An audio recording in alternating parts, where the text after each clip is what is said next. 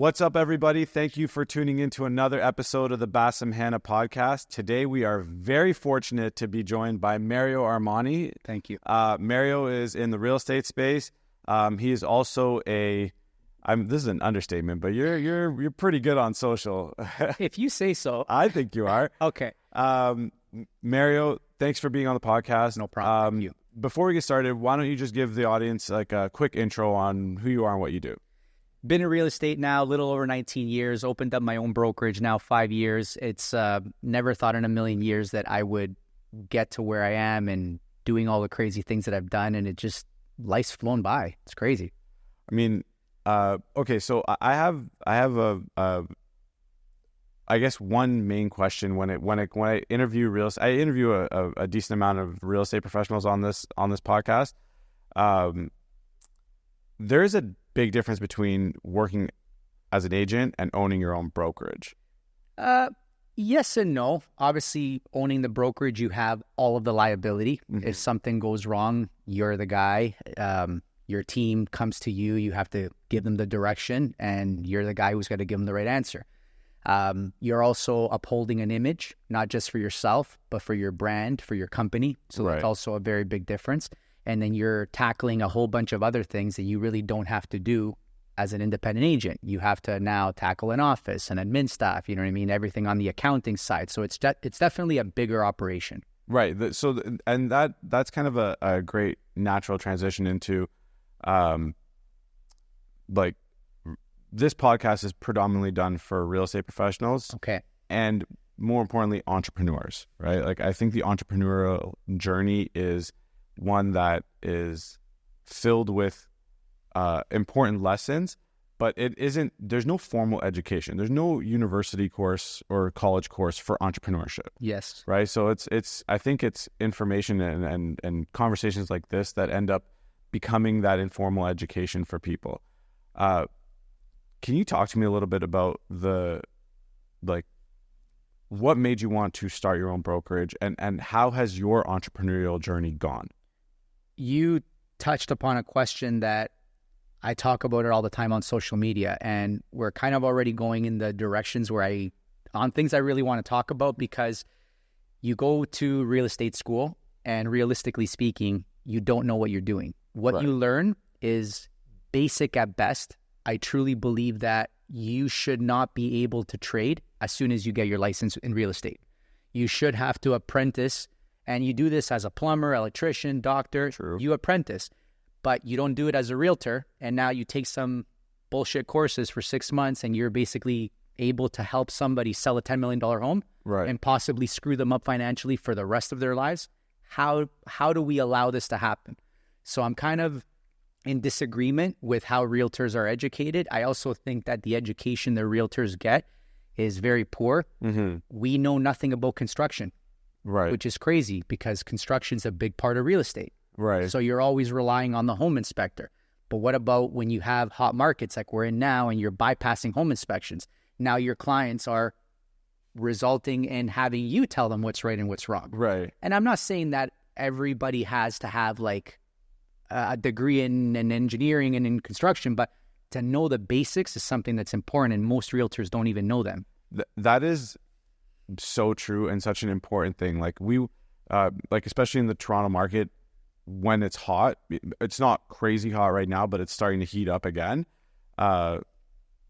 You walk into these scenarios and you go in with your clients and you're basically making a shotgun offer. Yeah. And within 24 hours of seeing a property, you might own it. That's how it is. Yeah. Like, so now you bring up an amazing point, because like, there's no home that's perfect. No. Like, there's always an issue. There's always something that goes wrong. And the real estate agent is the only person that walks beside you. Like there's, especially in those very high pressure situations, they got to guide you in the right direction. And there's always like little signs, little red flags that if you know, again, somewhat more of the basics, you should be able to spot. But there's realtors that just, and it's bad to say most, but it's the reality. Most don't know anything about construction. And how do you sell a product without knowing it, right? Mm-hmm. It's kind of unfair in my opinion, right? I mean, I couldn't agree more. Something that I learned about you is that you are not just a real estate professional. Okay. You have a. Do you know secrets about me that I don't know about? I have my sources. Okay. You have a side hustle. One of many. One of many. Yes. Tell me about that side hustle. So side hustle is, I love construction. I love building. I've invested in several projects. However, and I've always been involved, never involved to the point of where I was a couple years ago, where I took on a project completely on my own from start to finish, which is crazy because my job is intense and it's required. Like, I'm required to be there at all times. So you're working 6-7 days a week. So add in a build where you're on site 7 o'clock, like 6 o'clock, 7 o'clock in the morning. You're on site there with a hard hat, giving people instructions, and you're there for an hour, 2 hours, going crazy. And craziest thing about it is it was the most stressful year and a half of my life. And I was probably losing my mind 90% of the time. And my wife says to me, she's like, I would never build again. And I'm like, I can't wait to build again. I love it. Yeah, I love it. It was just like, I felt like to see something come to shape, something that you imagined in your mind and you made it happen, like just everything that's there is there because you put it together. You had the insight to make it happen and you did, right? So just for the general audience, you're talking about buying land, building a spec home, which Yes. is like you're building a home to eventually sell. Yes. But there's no buyer intended when you're building. So this comes from your mind. In this case, no, is a little bit of a different situation. So usually what I do is, let's say I'll invest in projects with partners where, let's say the partner, he'll be the one that will be on site. He's taking care of all the day-to-day on the property. I'll invest money. Obviously, in my case, I'm the one who's selling it. So Right. we'll put together the property in a way that we feel it's going to attract the majority of buyers out there. In this particular case, a little bit of a different situation. I was supposed to do the house with a partner. I already owned the land, and things just kind of went sideways, and I kind of got stuck with the project. So I kind of inherited it in a way, Okay. and I was just kind of like, okay, well, thrown in the deep water, like now you got to figure it out, right? So I kind of welcomed the challenge, and Is there good money in it? it depends on what you call good money. Like, talk to me about risk reward. Like, how much you got to put up, and then how much do you make, and how long does it take you to make it? Interesting question. And I love how you said risk versus reward, because I think there's a lot of people in the world in general trying to make money. But the way that, and maybe this is just because you get a little bit older, a little bit wiser, more mature, you have to ask yourself, is the juice worth the squeeze? Yeah. Does it really make a difference to do this? And is the return worth my time in order to do that? And that's kind of where I don't know if it is. I have a lot of friends of mine that are builders, and they make a great living. Right. You know what I mean? They drive nice cars, they live in fancy houses, Right. but they go crazy. So if I have all this money and I don't have time to enjoy my life and I'm always miserable, is that worth it? So this is kind of what you have to ask yourself, right? I mean, I agree. If you don't mind, I'd like to kind of like get into like the nitty gritty. Yeah, That was no a very problem. political answer, Yeah. Mario. Like, I want like numbers. What, like, how much do you got to put in to build not specific numbers for your project, but like how much does a spec home or custom home builder or somebody that's looking to get into this industry? Because people hear that story a lot Sure. and say, oh, like I have a friend who did this, and then they're like driving fancy cars and living in nice homes. So I want to get into it, but I want to like kind of peel back the layers of the Listen, onion. if you want numbers and specifics, I'll give them to you because I'm thinking of another project now. So I want to build another home now in Etobicoke. Okay. The land that I'm looking to purchase probably will run somewhere between 1.55 and 1.75. You're talking a lot of 55 or 60 by maybe 130 or 140 with a little bit of luck. So that's kind of what you're going to pay for the land. Old house on it. Older house, you know what I mean? Maybe you can keep it as a rental for a year or two. As you know, like you have to like go through plans, committee of adjustments, permits, all that stuff. And basically it'll give you a little bit of time to figure out what you want to do from an architectural standpoint and then basically get ready for your project. I estimate that a property like that, so there you're going to probably build, I would say, 4,000 square feet plus basement. I think it'll probably run somewhere along the lines of around the way that I would like to build it, probably run around 1.5 to build. Okay. somewhere in and along those 1.6 maybe. Right. I'm also estimating in terms of like how much things could potentially go up as well. Now, very big difference between project managing something yourself versus, let's say, hiring a builder. GC. Because a GC is going to take anywhere between 15 to 20% on the project. So that's another aspect that a lot of people don't consider. Like I have clients and they're like, oh, we're going to go ahead and we're going to build and I'll build for this much money. And I'm thinking to myself, because I know what these numbers are, I'm like, there's no way that's going to happen. Like it just happened to me 2 weeks ago. We went to go look at a property and my client's like, oh, yeah, we'll put something together for 800,000. I go, guys, there's not even a chance in hell. I'm like, you're going to... Can't even buy lumber for you. And I said, listen, if you're going to get a builder, I said, because you're not going to project manage it yourself because you have no idea what you're doing. So I said, this is going to, 800,000 is going to be half of what you're going to need, right? So I said, I don't recommend you go ahead and do this. It's a great long-term play. I said, but for you guys, it's just not the right project, right? So all in all, a project like that, like I said, if you're buying the land 1.6, spending around 1.5, 1.6 to build, you're into it for around, let's say 3.2, 3.3. And the idea would be, you know what I mean, to try to maybe even sit on it for a little bit, a year or two. Just depends on what you want to do, right? Because there's also like sitting on it for a year or more than a year gives you tax benefits too, right? Yes and no. So the government is actually I personally know a gentleman that what he did is he would go buy land, build, live in the property 2-3 years, then buy another house. And he kept on doing that. And he did it consistently for the past 15 years. In the past 3 years, he's been audited and they're starting to now realize that this is kind of like a business. Right. And they're basically coming after him and he's getting taken to the cleaners. Wow. And that's legitimate. These are things that nobody talks about. Everybody talks about, oh, you can bypass and not pay capital gain. Well, that's what the reason I brought that up is because like that is the common misconception, right? Yes. Like that you're going to like somehow loophole the government. Yes. What people don't know, and everybody should know this, is there's something called GAR, which is general anti-avoidance principles, which means that if the government thinks that you are, even if there's no set out rule or you're finding a loophole within the tax system, if they think you're avoiding, they can come after you. And it's a broad, it's a broad brush that they can paint with. Like if they think you're coming in under a loophole, which it sounds like your friend got sucked into. Yes. Okay, so let's go back to the example that we were saying. So you're into the house for 3.2. Yes. How much of that is equity? How much of that is debt? Depends who's doing the project. Like, for example, average. The problem is when you build, you need to have cash. Yeah. Like, you're not able to go ahead and finance a project like that. So a lot of the times somebody will, like as a secondary property, you can't buy without putting at least minimum 20% down payment.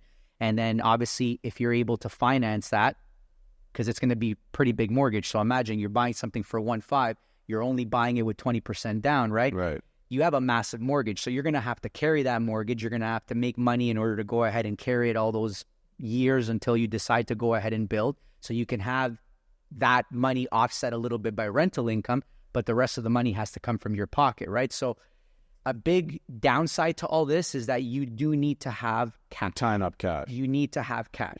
What are we talking about here? Like $1 million? Way more than that. I would say to comfortably build a project like that, I would feel comfortable. Maybe there's other people that would disagree with me, but I wouldn't feel comfortable doing the project unless I actually had the 1.5 or 1.6 million that I was going to need to build in the back. Yeah, the construction costs, I would want it in cash. Okay, so let's say you're into it for 1.6. Yes. How much are you selling this $3.2 million property for? I estimate that you can probably sell somewhere in the 3.8, 3.9 range, 4 million. So let's say that you make 4 million. It's a hot market. Sure. 4 million. That's $800,000 of profit on $1.6 million of investment. So you're making a 50% return on your money. How long? Again, amazing question, because now you bought the property. So this particular property, just because I have so many things going on in my life, I wouldn't be able to touch it for about 2 years, which is okay because, as you know, the development side of it. But now we're kind of working on like a hypothetical situation, right? Because let's say somebody's like, this is going to be my full-time gig. I'm going to do it right away. Perfect. So you go, you buy it. I think you can probably, assuming that you start to finish, you'll probably need to go to committee of adjustments because you're going to want to get certain exceptions.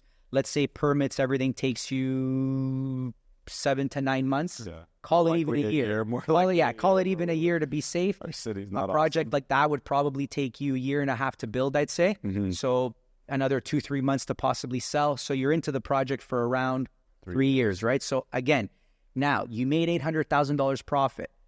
It took you 3 years to do this. Yeah.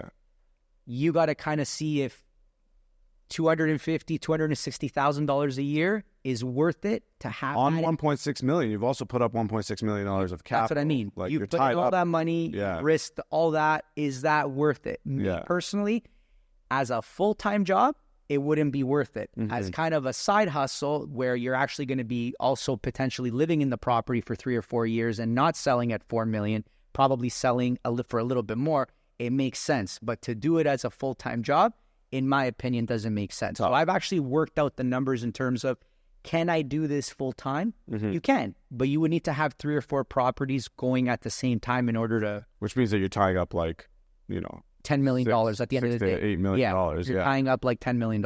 If you think of down payments and all that. It's wild, because like you're like, what else could I do with $10 million? 100%. There's a lot of things you can do with a lot less risk and just less work. And the reason I want to go down this road is because, like, as a real estate professional, I'm sure you see this much more than I do, but I get a lot of people that are like, oh, I'm going to get into this part-time. Yes. I'm going to do this as a side hustle. You're talking about building Or like flipping, or like, like, let's not say you're going to do a full home build. You know that I got into real estate because I thought I was going to be a full-time flipper. How'd that go for you? It went terrible. Yeah. 2 projects, lost tons of money, realized that it's not as easy as it is on HGTV. No. The same way that things are not like selling sunset in real estate. Yeah. And here we are.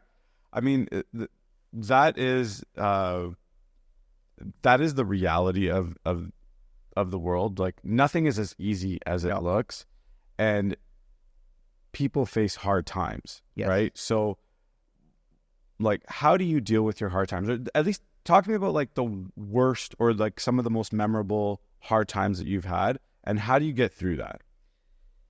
You just got to be resilient. Again, you're going down topics that I love because that's great. It kind of, you're hitting the hammer. It's just, there's a big mental health aspect to being an entrepreneur, doing new things, because you just don't know. And you mentioned earlier, like, there's no rule, there's no like guide, there's no actual education that says do this or do that. And that's the craziest thing about being a real estate agent. You go to real estate school just so you can get your license, but that license isn't going to teach you how to legitimately sell homes, how to brand, how to market, how to establish a business. Right. And that's exactly what it is. Being a realtor, you need to understand that you are a business. And that's where a lot of real estate agents, they don't understand those two things, right? Because they just try to sell. But the idea would be that, what if you set something up where if you didn't sell, you could still make money? Mm-hmm. And what do you mean? So, for example, if you're building a team, if you're building a brokerage, right? Because let's say, for example, I'm an independent realtor. Mm-hmm. And I ask these questions all the time to realtors. And I said, well, listen, I'm like, if you go away on vacation, are you making money? Well, what do you mean? I'm like, can you sell something when you're on vacation? Can you go show a house? Can you go do a deal? Right.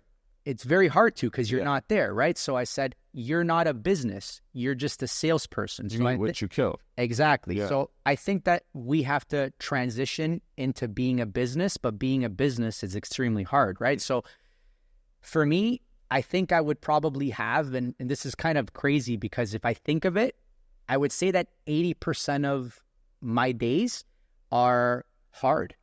I'm just having challenges, and I'm going through a hard time. Right. And it's like, why isn't this working out? And why isn't that working out? And when you're kind of in that trial and error phase of doing something, like you mentioned earlier that I do a lot of content on social media and all that, right?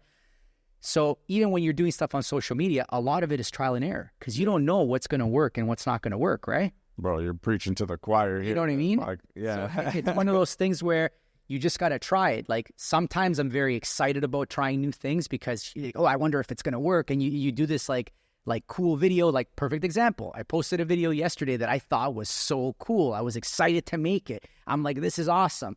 And then I posted it and it didn't really get a big response. Right. So I'm like, fuck. Like, you know, like I not to get on the social media tangent, because I think what you were talking about with mental health is super important. I want to get back to that, but like, it's oftentimes the things I don't think are going to do well, or the kind of like I'm tossing it in to just like have content out. And I'm just like, whoa, this thing blew up. Yeah. And like ones that I spent so much time and effort and money on, and I'm just like, it's so what frustrating. a flop. Yeah. It's so frustrating. Like I do these like green screen videos that I just kind of like something came out and yesterday it happened with that new rental charter of rights that Trudeau just launched. And I made like a quick video just to kind of keep people informed. And I give my opinion, which is something that a lot of people don't do. So you see them there talking and they're pointing at things and they're kind of narrating what's in the article. Right. But we can all read the article. Yeah. We want to hear what's your opinion. Yeah. What's your take on it? And I think that a lot of people don't have the balls because they don't want to say what they really feel because they're afraid of being wrong. They're afraid of that. Like, for example, TikTok. It's like savage, right? You post something on TikTok, whether you're right or wrong, people are going to like just murder you, right? Oh, man. So it's... you have to have a thick skin when you post on social. On TikTok, specifically, you have to have a lot of thick skin, right? Really? I'm not super active on TikTok. I got to get on it. But I just feel like the government's going to like cancel it in like a month, you know? I just don't think it's going to make... I don't think it's going to make a difference. Not to kind of get into the whole program, but I even posted a story today on Instagram where I said, the government, in this act, the government stated that he wanted fairness for everybody. Well, all the cases in the landlord and tenant board, 90% of them are landlords against the tenants. Yeah. So if you want to make things fair, why bring out a program that only benefits tenants? Yeah. Why not do something for the landlord? Okay. I promise we will get back to mental health. But let's talk about the landlord-tenant Not board. excited, huh? Bro, this is now something I talk about with all of my guests. Like whether you're just an entrepreneur and because most people have that I bring on here have like a rental property or something and they're on the landlord side. What is your view of the Residential Tenancies Act? To me, the Residential Tenancies Act is a joke. I think that to me, there's standard things. So payment of rent needs to be there. It's like us, for example, not paying our mortgage and then like the bank not being able to repossess our house. That doesn't happen. If we don't pay, the bank starts power of sale proceedings and they kick us out. Yeah. They go through the process and they kick us out. You also don't have to wait 7 or 8 months. 100%. Yeah. We can get the ball rolling. It doesn't make sense how somebody can live in your house rent-free, take advantage of the situation. In my opinion, it's stealing. Yeah. It's literally stealing. And how they haven't imposed something where the tenant needs to get out. You have non-payment for 3 months, as an example. You should be able to apply immediately through a sheriff and get that person out within a month.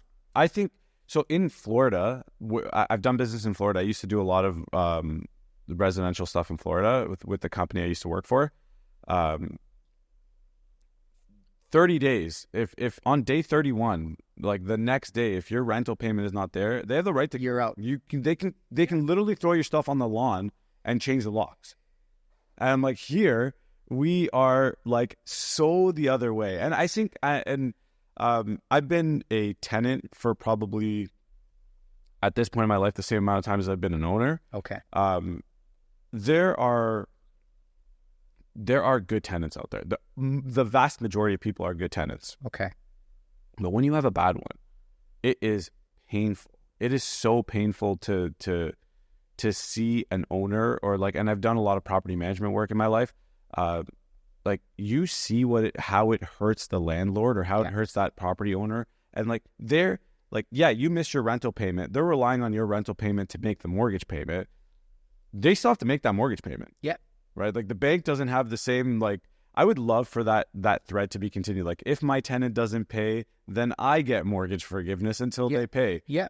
The banks would pressure the government so fast into changing the Residential Tenancies Act. Like it would be the entitlement from some of the tenants. And again, I'm going to catch major shit for what I'm going to say. Same. The entitlement from some tenants is just unbelievable because I post a lot about like residential tenancies, Landlord and Tenant Board Act, and I always get tenants, well, too bad for the landlord. Yeah. They have the assumption that landlords are rich. Yeah. And the majority of landlords are just people that are trying to make a move. They invested a little bit of money. It's a side hustle. Yeah, it's a side hustle. but they don't have endless amounts of money in order to go ahead and cover rent and all that. Like, it just makes no sense. So if we allow people to get away with it, they're going to get away with it. If we didn't give people penalties for stealing, everybody's going to steal. If we didn't give people punishment for murder, everybody would murder people. So it's like, if we didn't punish people for stealing cars, they would 100% steal cars. Yeah, 100%. So it's like, I believe that the government, if they truly wanted to change things, they could. That's why you have some of these European countries. And listen, I'm not saying, again, a little bit controversial, because some of these countries are extreme. You do something very major and you're in jail for the rest of your life. I think I was watching some episode on Netflix a few months ago. Some guy in Russia or like some country in Europe, they did something very minor. Yeah.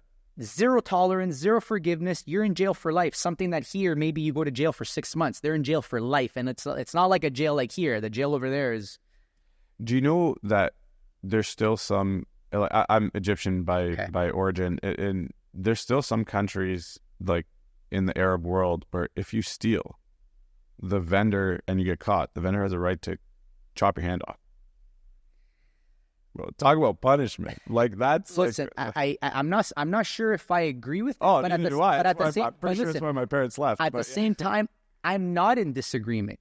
In the disagreement of it, like, I understand it's extreme, right? I'm giving a very extreme, exaggerated example. I don't even think that like gets enforced. Yes. Just at the end of the day, though, let's say that is kind of something where people know, listen, you do this, we catch you. These are the consequences, right? And I think that even like as a dad, I have 2 kids, right? I try to say to them, I always tell my boys, I'm like, boys, if you do something bad, what is the result that you are going to expect? It's going to be a negative result. Totally. So I said, don't expect that you're going to do something bad and something good is going to come out of it. If you do good things will come out of it, right? So I think it's the same thing. Like, how are we letting people get away with this? This is what I don't understand. I don't have an answer to that. I think, again, controversial take here. Yeah. I legitimately think it's because it's a voting issue, right? Like, there's more renters than there are landlords. Yeah. And the whatever government, I think it would be a provincial government. So, like, whatever government changed the rules, they'd get crucified. They would lose the next election. So, Basem, let me throw a situation out to you. You seem like an intelligent guy. Let's say another big thing, like on social media, is that tenants think that landlords are hoarding the supply and this is the reason why prices are high. But let's say landlords say, renting is not in the cards for me. It doesn't make sense. We don't want to rent anymore. We're going to sell our investment properties. What's going to happen? There's going to be less investment properties, meaning less rentals. Supply and demand. When there's less of something, what happens to the price? Yeah. Goes up. So I think also tenants should be fair to landlords, because if landlords get out of the game, I think rent prices are going to go up even higher because there's going to be less supply. I mean, you want me to be like a contrarian? If you dump a bunch of supply into the market, the rents will go higher for people that need to rent. Yes. But home prices will go down, which will hopefully bring more renters into the home buying market. But either way, we're not in that situation in Canada. Bro. We're like... How much, though? How much can home prices actually go down, though? Let's say, for example... Because, again, we still face a massive supply issue. Hopefully now what they're saying is they're going to lower the amount of new immigrants that are coming into the country, just because, again, we don't have the infrastructure and the housing to house all these people, right? Which is another problem. Yeah. Okay. I mean, I want to talk about mental health because I think it's more important than most things that we talk about. I'd love to get into that, too, because it's a topic that never gets discussed. I'll tell you a personal story. Sure. So I had a really big exit. So my life history, by the way, Mary and I are meeting each other for the first time on camera. So this is, wow, we just met literally like 15 minutes ago. So it's awesome. Yeah. Yeah. So my life history is I was in real estate. I started my own real estate fund. Okay. And then after 3 years, I heard about the legalization of medical cannabis, went into that from 2014 to 2018, did very well there, like life-changingly well. Yes. And then after that, I was like, I'm going to retire. And I went through depression. Okay. Like literally the minute I retired and I had everything that any human could possibly want, I went through depression. And I was like, why am I not happy? Like, what is wrong with me? And in that moment, I realized that mental health Is everything. is everything. You could have everything you want in your life from a material perspective. I had a great wife.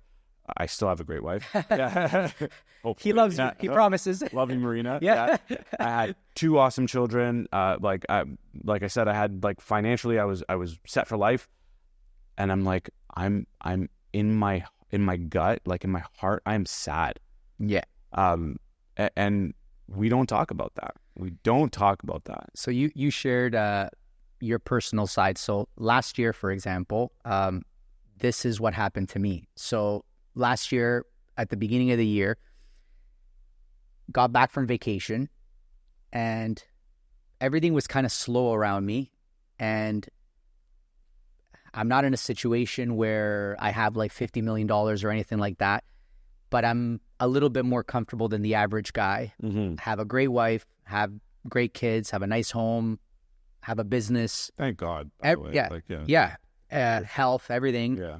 I have everything that somebody would want, on the outside, and people tell me all the time, because they see your persona on social media, and they kind of think that they know what's going on in your life, right? Mm-hmm. But the truth is that I was miserable. I was very miserable. Why? I didn't know. I didn't want to continue. Really? Yeah. That deep. Yeah. I didn't want to continue living. It was just a hard thing, because I'm like, why am I not happy? I have everything to be happy, but I'm not happy. And I couldn't figure out why. So I talked about this actually with somebody that you had on your podcast, Andrew Perry. Love that guy. Yeah, Andrew's cool. Shout out to Andrew. Yeah. What's up, Andrew? Yeah. But I started seeing a therapist because I just needed to understand why I wasn't feeling okay, why I wasn't happy with everything else around me. And I think it's because I had so much going on. For example, I mentioned earlier that I got thrown into this whole construction project when I wasn't intending, and I loved it. I was so motivated. It gave me a reason to wake up in the morning. Not that my wife and kids don't give me a reason, right, but it's just kind of that spark you need, right? And I was so motivated with the construction and just everything else going around me, being busy with work. I love being busy, as crazy as it seems, right? And when all that stopped, I was like, okay, what do I do now? I can't just work. I don't know. Your mind starts, you know what it is. Your mind just starts going a million miles an hour, right? Bro, I feel you. I feel like we lived the same journey, because when I went through that period of my life, so you went to a therapist, which is probably the right answer for me at the time. I was too proud to go to a therapist. I thought that made me weak. Which it absolutely does not. That is the right move. When you're sick, you go to a doctor. But I had that problem. So the year before, what happened was a close friend of mine unfortunately parted ways with his spouse, and I saw this guy from being an example of how I wanted to be as a man, right, to seeing this guy in complete shambles, and then talking to him 3 or 4 months, 5 months later, and the guy is a new guy. You saw his eyes light up when you I was like, who the hell is this guy? What happened? Did you win the lottery? Or what happened to you in the last 3 months? And he's like, well, I started seeing this lady, and you know what I mean? She's, you know what I mean? The therapist. He's like, you should talk to her. He goes, I know that everything's going great for you, right, from what he saw on the outside, right? He's like, the masks we wear, right? The masks we wear. Yeah. And I'm like, okay. So I contacted her. I actually reached out to her, and I'm like, yeah, it doesn't hurt. So I went, talked to her, and then she told me what we were going to do. And I'm like, okay, I'll get back to you. You think in your mind, I don't need this. Again, it's that pride. It's that you feel like I'm too weak if I do this, you know what I mean?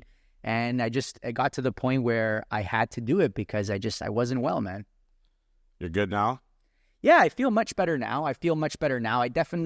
I'm not where I want to be still, but I think it's something that you're growing every day. And you're trying to make each day a little bit better than the day before, right? So I'll share what helped me, but before we do that, what helped you? What was the... Just understanding a lot of things, you know what I mean? I came from a lot of family trauma,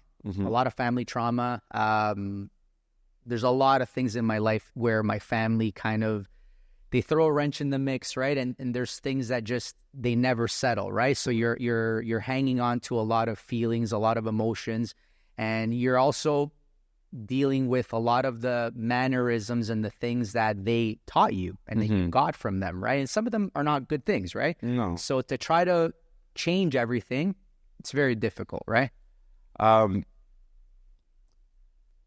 Everything you said, like, it just resonates so much. My thing, the way I got through my thing was actually reading. I went into like a very, again, because I didn't do it properly, or I did it in probably an unorthodox way, which is like, I didn't want to ask for help. So I'm gonna do it myself. I'm gonna teach myself how to, like, so I started reading books on like self-help, psychology, and like trying to like understand like where this was coming from. Amazing. It is. Don't recommend it for everybody, because you can like go down a darker hole, and like most of the times when you're feeling those things, you probably need to talk to somebody, therapist or otherwise. Like but what I realized was what you said. Like I'm a busybody. Like I've conditioned myself throughout my whole life to work extremely hard, be the hardest worker in the room, achieve a goal. And I had no goals in front of me. Like I achieved everything, and I didn't have a what's next, right?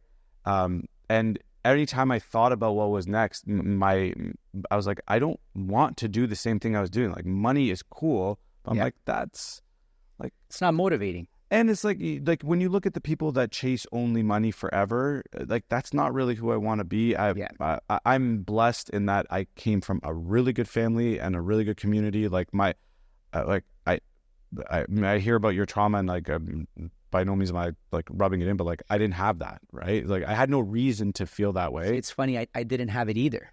And that's the craziest part. I didn't have it until later on in my life. Like I was just talking about this to my wife about a week ago, and I said, if I think back when I was like 7, 8 years old, 9, 10, 11 years old, 14, 15 years old, do I remember my parents being jerks to me or not being there for me? It's quite the opposite. My parents were always there for me. They always did everything. I always felt supported. If I got in trouble at school, even though I was wrong, they would back me up. You know what I mean? Like they always had my back.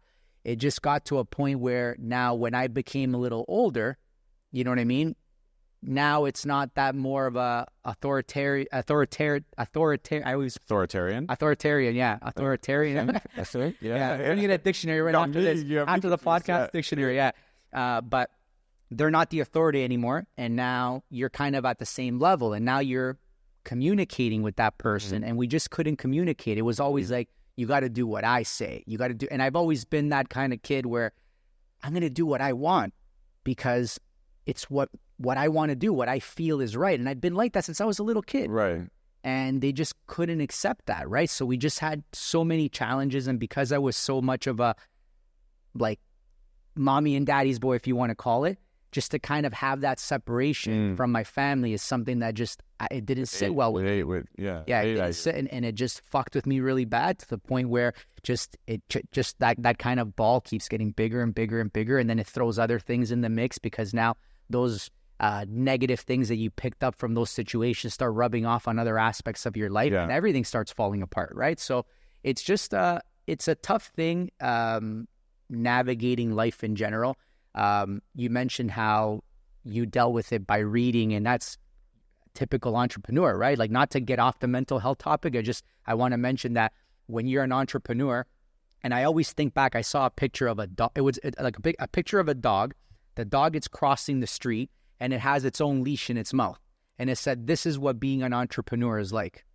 And that always resonated with me, because being an entrepreneur, you need to find the problem. You need to find the solutions. You need to go after it. So sometimes you're just waking up in the morning and you're like, okay, what now? I can go through the motions, but I have to invent. I have to think. I have to find out. I have to grow. I have to learn. I have to, you know what I mean? You got to make it happen. So in your case, you did the same thing. You're an entrepreneur. You're a successful guy. You did the same. You successfully entrepreneur, basically, your mental health. Yeah, 100%. It's awesome. I mean, I'd never really thought of it like that. But here's where I got to with it. You found your solution, is what I'm saying, right? And I did, and it not only, so this is where I was. When I had the big exit from cannabis, a couple of people that I really looked up to unintentionally were just like, buddy, like my ego was really big at the time. Yeah. I generally am a pretty cocky person, but like it was on like different level, a different level back then. That's even the fact that you are able to say that. I respect you so much for that. It took a while. Like, doesn't matter. 5 years, 6 years into it. You're still saying it. Like, that's crazy, because how many people get to those higher places mentally and they still can't say it? It's crazy. It's awesome, man. Thank you. But so two things got me. One was like, somebody told me this, like, buddy, it was more luck than skill what you did. Like, you're in the right place at the right time. And I'm like, that got to me, right? Because I'm just like, I take pride in what I do. Yeah. And I was like, and I really thought, again, like, put it all into like ego perspective. I feel you, because people say that to realtors all the time. Oh, you're at the right place at the right time because the market went up and this and that. And so I get you. Sorry. Yeah. No. But like, if you've heard it, you know, it's just, like, it's a little haterade. Sure. And two, it was like, I needed something, a purpose, something to do. Right. So what I took from it was, then I need to go back. I need to prove it to myself. The reason that comment bothered me so much was because deep down inside, I was like, he might be right. Yeah. Right. And that took a long time to admit, because I was like, F this guy. Like, what does he know? Like, he's dating, whatever. But it took me a long time to realize that he might be right. And the thing that bothered me is, if I'm going to stand behind this and I'm going to have this big ego and I'm going to be so confident, like, could I do it again? Right. And that bothered me, because I'm like, I don't want to do it, blah, blah, blah. So I got over that. I'm like, I am going to do it again. I'm going to try, and I'm going to do something even bigger, better, harder than the thing that I did before. So I picked real estate development. And the second point that really got me out of it was the why. Why are you doing things? Before, I used to do things exclusively for money. Like, I come from a great family, but we didn't have much, right? And I think part of the reason we were so tight-knit was because when you don't have much, all you have is love. All you have is love, right? And sometimes, like, I'm not sometimes, all the time, I think that, like, I had the best upbringing in the world because I didn't have a lot. And I was like, when I do the next thing, it can't be for money alone, because money is not going to motivate me as much as it did before. But what does motivate me, and I think could like carry like into perpetuity, was doing it for others. So my community, like, I gotta explain the story to you. My community raised me. Okay. Right. Like, when my parents came and we were immigrants, it was the immigrants that came before us that helped my parents get on their feet, that taught me what to do, which schools to go to, like, are my mentors to this day. That's so cool you had that. Like, there's very few communities like that, though. But that's the thing, is like, immigrants don't have that. Yeah. Right. And so I'm like, and you start getting messages, like, after you achieve a little bit of success, people are like, man, you did a good thing, and like, I look up to you, and this, that, and the other. And I'm like, if I'm going to be put on that path, or people are going to put me up, like, and boost me like this, I have to be a good example, and I have to take this power that God's given me and this blessing that God's given me and give it back to the community, right? So my whole thing was, immigrants don't have the wealth generation capabilities that people that have been here for 2-3 generations do, right? Like, we don't think in the ways that can help us create, like, we think in, like, making dollars and cents for us. Like, we eat what we kill. It's really hard, because you're kind of, the way that I see it is, and I think of, again, my wife and I discuss this all the time, like, our kids. So the way that my parents were and her parents were, not to sound offensive to them, because they're all good people, but they're almost like blockheads. And it's not because they wanted to be like that, because they had kind of had that tunnel vision that they're immigrants, are coming from other countries, or they're just getting started. They're not worried about driving a Mercedes or wearing a fancy watch. They're worried about, we need to provide housing for our kids, clothes, food, all that stuff, right? So they're not paying attention to things like mental health. They're not paying attention to all those, like, how to be an entrepreneur. They're trying to figure it out. There's no rule, right, or there's no guide for them either, right? So I think, like, I do kind of, and again, this is where the therapy kind of comes into play, right? Where you kind of start understanding a lot of the things that they didn't do. Mm-hmm. And it wasn't because they didn't want to. It's because they couldn't, because they didn't know about them. There's like Maslow's hierarchy of needs. Yeah. Like you got to like take care of like food, shelter before you can get into like the higher levels of Yes. things. Like, and it's hard in this country. It is hard to get by, especially if you're an immigrant. Yes. So I put those two things together, and I'm like, I'm going to try and do something very big, in that I want to build a development shop that competes with the biggest development shops. I want to eventually own and operate big rental apartments and real estate, because I think passive cash flow is really good. Is like the way to go. But I want to do it with and for the community. When I say community, I mean like immigrants or anybody that has entrepreneurial like visions that isn't where they want to be right now. Like you just want to help people. Yes, definitely. Yes. Like I'm a religious person. I try to be, at least. Sure. I've been blessed. There's no doubt about it. Without, some people call it luck. I think it's a blessing. I think like God puts things in your life and you make a decision as to what you do with them. I don't want this to be just for me, because if it's just for me, it's more than I need, and I don't need. And like, yeah, it's almost like you're even wanting to build a legacy as well, right? For a sector of people, yes, that is often forgotten, bro. Like, think like the Uber drivers and your McDonald's like cashier and like all those people. They deserve it as much as like the guys that, or the people that like live in Yorkville or like eat at $500 meals. And like so much of what you say, Basem, really resonates with me, because I feel like that with a lot of what I do every day. Mm-hmm. So I always say that I'm an anomaly. I'm an anomaly in this business, because everything that you should do in order to get success, I don't do. Mm-hmm. I actually do the opposite. So in my business, you need to go and schmooze and network and talk to this guy, kiss their ass. And I don't do any of those things at all. I should, but I can't be somewhere where I'm not comfortable. I just can't be somewhere where I don't like the people that are there. I have to believe in everything I do, right? So you're authentic. Very authentic. Yeah. So for me, I try to give good information on social media. And again, out of 100 people, I'm thinking about that one person that's going to really benefit from that piece of content. Or I post a lot of motivational stuff, right? Because I believe in helping motivate Totally. people. Like if you one day, I'm going to need it.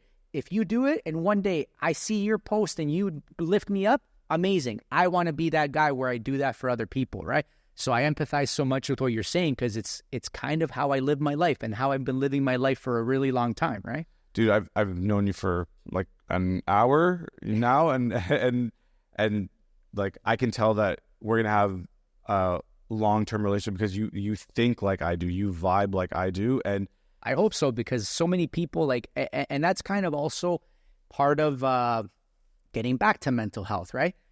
There are so many people that don't understand how you feel, mm-hmm. and because there are so many people, what I actually did was, instead of like kind of trying to find these people, I kind of closed myself even more, right? Mm-hmm. Because I didn't want to be around schmucks, in other words, right? So it's so hard when you have that mindset, that to find other people like you just kind of, I felt sad. I'm like, well, I don't really have anybody that I can kind of like talk about this. And mm-hmm. it's kind of hard, right? Because you can't just start talking about this with everybody, because if they don't understand you, they're going to think you're crazy, right? Yeah. Which is okay. Honestly, I don't care. I don't care either. Yeah. I don't care. I don't care anyways, right? But sometimes you do need to kind of talk to somebody and just kind of like, everybody just let it out. Everybody you needs need it. to let it out, right? And I will say this, like, especially to the guys listening to this podcast, like, there's a level of pride and expectation on males in the community. Like, we got to be tough, thick-skinned, but whatever. Like, that's all bullshit. It's a thing of the past, man. Yeah, like, it's a thing of the past. You don't need that in your life. You're like, we are, equality is real, gender equality is real, but that goes both ways. Like, yes, we definitely have to lift up the women in our lives, and like, I have a daughter. Like, and I have a very, very powerful wife. Right? Like, she is a strong person, and I want my daughter to be that, and I have to be a champion of that. But in the same breath, like there's some stereotypes that men live with that make no sense. It's just hard, man. It makes your life hard. You can be vulnerable. It's okay to cry. It's like, dude, sometimes I'm in my car by myself and I think about something and I like start tearing up. Brother, I could fill a river with all the crying I've done. All the crying I've done in my life, man. I don't know why I'm kind of tearing up right now, bro. No, but like I kind of had a little bit of a situation like that. I went away to see my family in Argentina back in November. It was kind of crazy because I didn't tell anybody. Mm-hmm. I didn't post anything on social media. Didn't let anybody know that I was leaving. I just left. And I kind of disconnected so much. So obviously you still have to check in on your phone and do certain things, but like my daily screen time is something like 7.5 hours, right? A day, because, you know, iPhone every Sunday gives you that update, right? Yeah. So my screen time went down to like an hour and a half, and it was like 9 days that I was down there. I don't think I've cried more in 9 days ever in like 3 years. It was just like good tears. Very good tears. Yeah, very good tears, right? Like you start to kind of appreciate different things. And I just have like so many memories, and these are the things that people don't really realize, right? They think it's all about the fancy stuff, right? My family over there, they're not very well off at all. They're actually not well off at all. Yeah. And one of the craziest and funnest memories I have is we were in the backyard at 1:30 in the morning because the power was out in their entire neighborhood, because that's how things are over there. And we're like, it's crazy hot.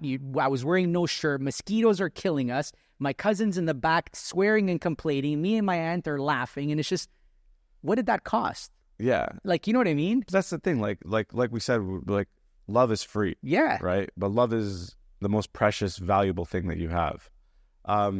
Okay, dude, I could talk to you for hours, and I'm pretty sure we're going to chat after the bottom podcast. line, just to kind of wrap it up. I was going to say, give me parting thoughts. Parting thoughts for people listening to this, whether it's advice on real estate or advice on mental health. Like, dude, we covered so much today that I normally don't talk about with my guests. These are parting thoughts, is that I think that like even right now, just in the last like maybe 10 or 15 minutes, we kind of had a great moment. Just us two, right? And I think that... Forget the cameras were here. Yeah. We had a great moment, and I think in life, you have to chase those moments. And that's what's going to make you whole. That's what's going to make you happy. Whether in business, for example, as an entrepreneur, you're going to have very, very hard times, and it might suck 99% of the times. But that 1% where you have those moments, it's going to make everything worth it for the other 99% of the times where you were like, fuck, I want to throw in the towel, right? So you got to chase these moments. Mario, thank you so much for being on the podcast. I think what we talked about today is going to resonate with a lot of people. I hope so. And I am very blessed because I feel like I just made a longtime friend. Thank you. It means a lot. And I'm also grateful that not only that you had me on, but that you're taking this on and you have this initiative that you're talking about things that not everybody's talking about. And I think that we need more people like you to bring a lot of things out in the air. So just people are happier and just more. You brought it out in me, so it's a you thing. I'm glad. Thank you very much. Thanks for being on the show, man. Well, that's another episode of the Basem Hanna podcast. Thank you so much for tuning in. If you want to catch this or other full-length episodes, you can find them on Spotify, Amazon, or Apple Podcasts, and you can see the full-length videos on YouTube. You can also see everything on the website, basemhanna.com. That's BASEMHANNA.com. Until next time, peace.